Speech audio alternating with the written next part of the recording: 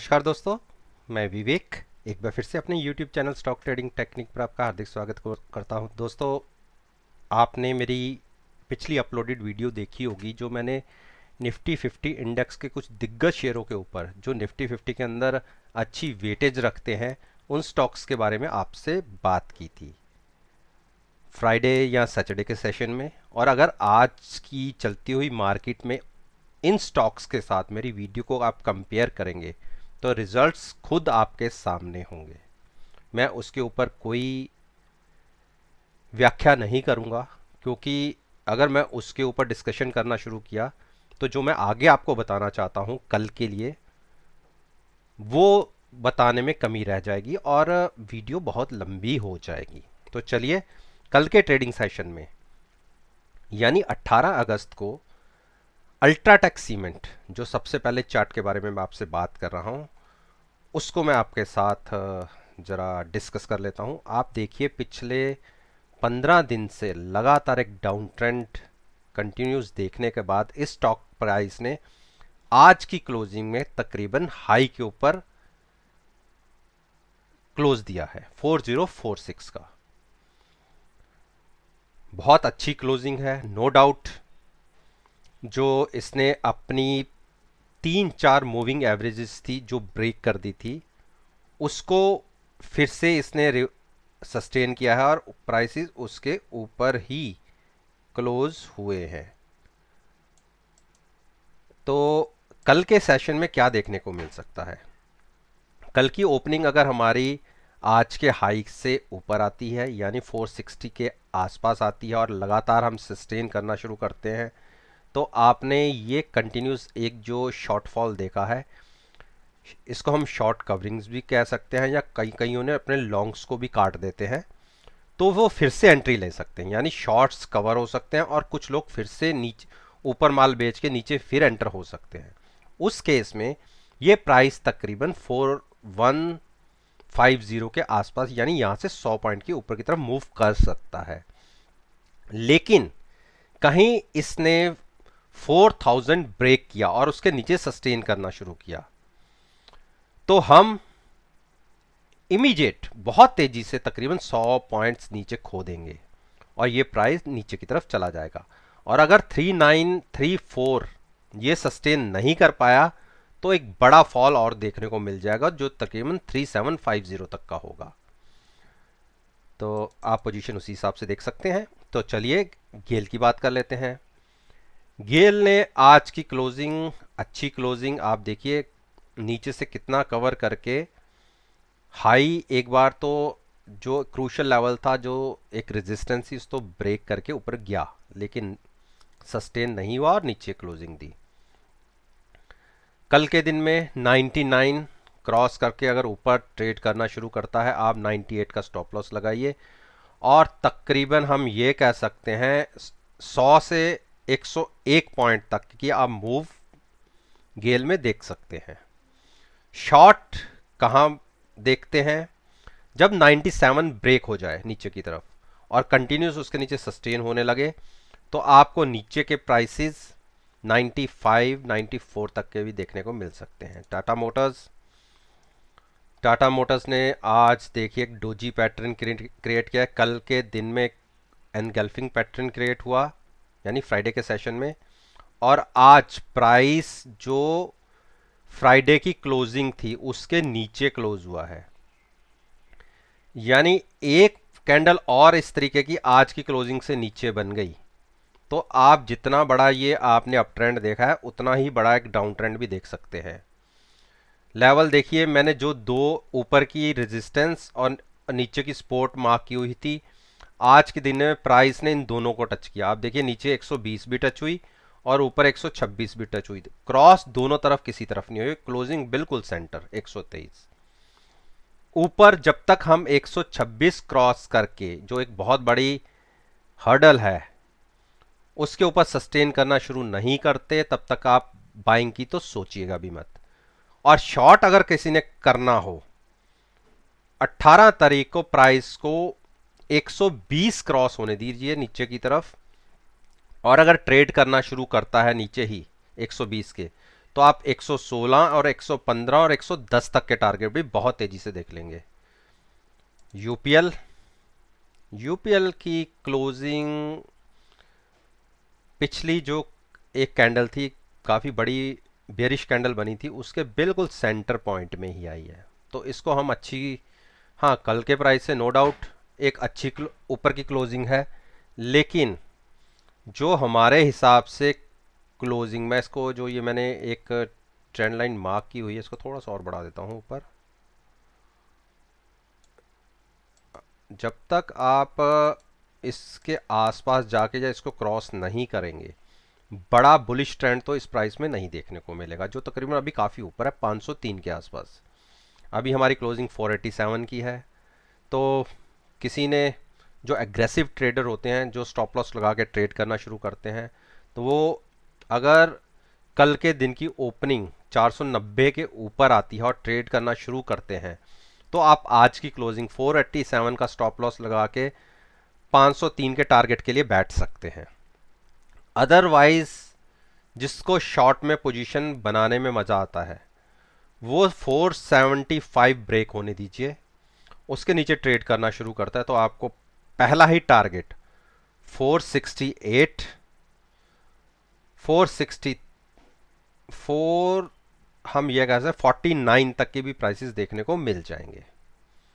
IOC, Indian oil corporation, आज के दिन की एक अच्छी बड़ी मूव थी। आप देखिए कल के दिन में हमने यहाँ पे नीचे की तरफ क्रॉस किया जरूर था, लेकिन आज की ओपनिंग ही हमारी, जो मैंने, आप ये देखिए जो इसने क्रॉस कर दिया था नीचे की तरफ, आज की ओपनिंग ठीक उसके ऊपर आई और थोड़ा सा प्राइस एक नीचे जरूर गया तकरीबन 50 पैसे के आसपास, लेकिन लगातार एक अप ट्रेंड में रही उसके बाद, और एक क्रूशल जो ऊपर की रेजिस्टेंस है उसको एक बार तो हमने ब्रेक किया, लेकिन नीचे क्लोजिंग आई।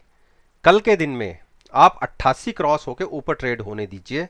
अगर लगातार ऊपर ट्रेड होता रहता है तो आप टारगेट्स 90 की तरफ मूव कर सकता है प्राइस, और आप उस केस में 88 का स्टॉप लॉस लगा के बाइंग में बैठ सकते हैं।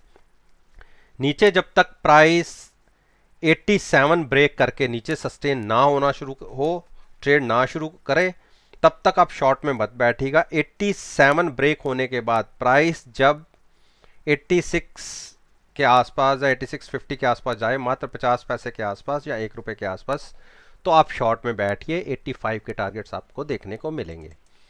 हीरो मोटोकॉर्प, आज के दिन में अगर आपने देखा होगा कि सारे ऑटो सेक्टर में ही एक अप ट्रेंड था, तो ये भी उससे अछूता नहीं रहा। जैसे इसने एक फॉल दिखाया था, जैसा एक फॉल दिखाया था, वैसा ही आज की इसकी क्लोजिंग आई। और सॉरी, फॉल नहीं दिखाया था उसकी, सारी क्लोजिंग ऐसी आई। मैं इसकी बात कर रहा हूँ कि इसने एक डोजी पैटर्न क्रिएट किया था, सॉरी डोजी पैटर्न क्रिएट किया था। तो आज प्राइस ऊपर ही खुला और हम कंटिन्यूज एक अप ट्रेंड में बिल्कुल हाई के आसपास बंद हुए 2925। बहुत अच्छी क्लोजिंग है, नो डाउट। कल के दिन में अगर हम आज की क्लोजिंग के ऊपर ही ओपन होते हैं और सस्टेन करना शुरू करते हैं, तो आप मूव के लिए तैयार हो जाइए। जो इसका एक टारगेट निकलता है 2980 का, यहाँ से तकरीबन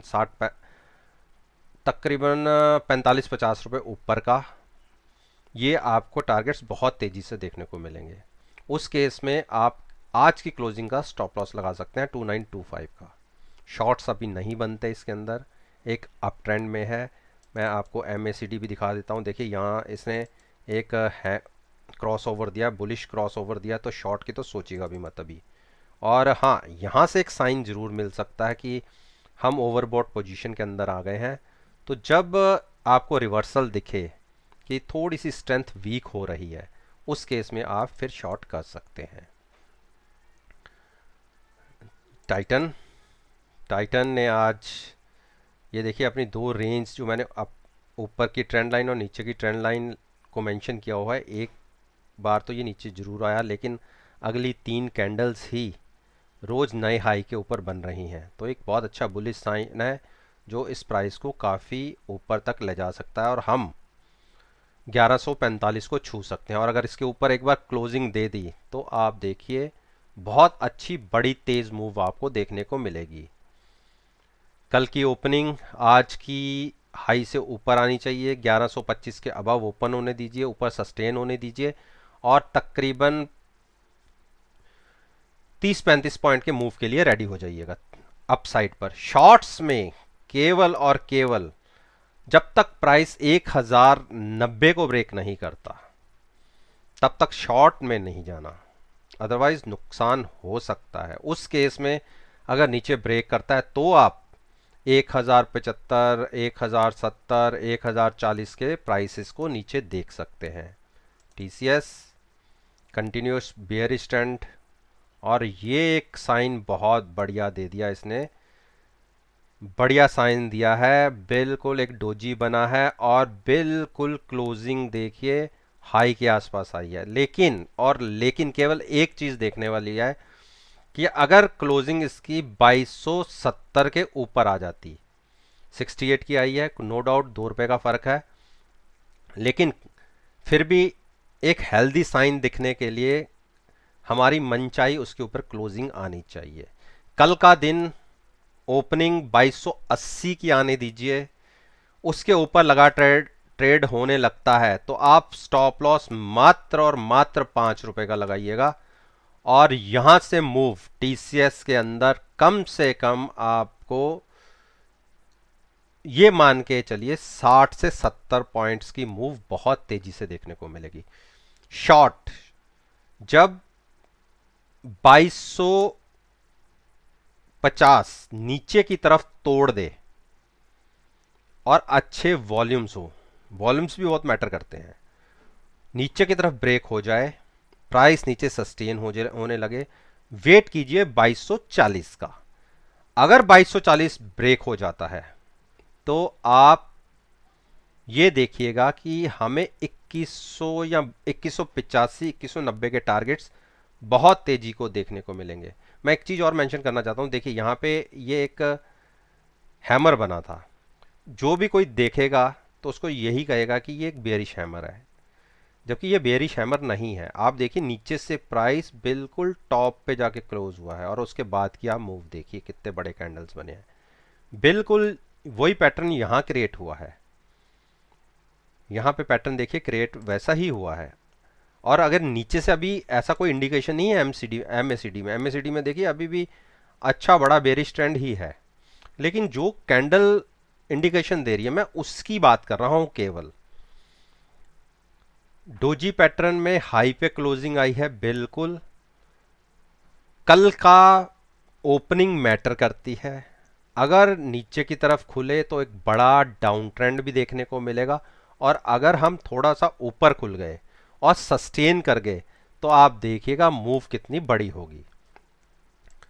मारुति ने फिर वही इसको, अब जो ये देखिए मैंने ये ट्रेंड लाइन मार्क की हुई है, इसको इस प्राइस को क्रॉस करने में इतनी तकलीफ हो रही है कि आप देखिए 1 2 3 4 5 6 बार ये इस ट्रेंड लाइन को टच तो किया लेकिन क्लोजिंग नहीं दे पाता।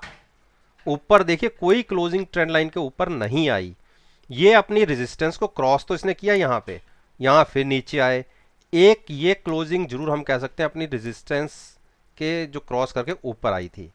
आज के दिन में फिर हमने अपनी 6717 को ब्रेक करके क्लोजिंग बिल्कुल ऊपर दी है। अब कल के दिन में क्या देखने की वाली बात है, अगर 6800 को क्रॉस करके हम सस्टेन करना शुरू कर देते हैं तो आप तकरीबन 200 से 250 पॉइंट की मूव ऊपर की तरफ से बहुत स्पीड से देखने को मिल जाएगी, बशर्ते कि आधा घंटा कम से कम सस्टेन होना चाहिए।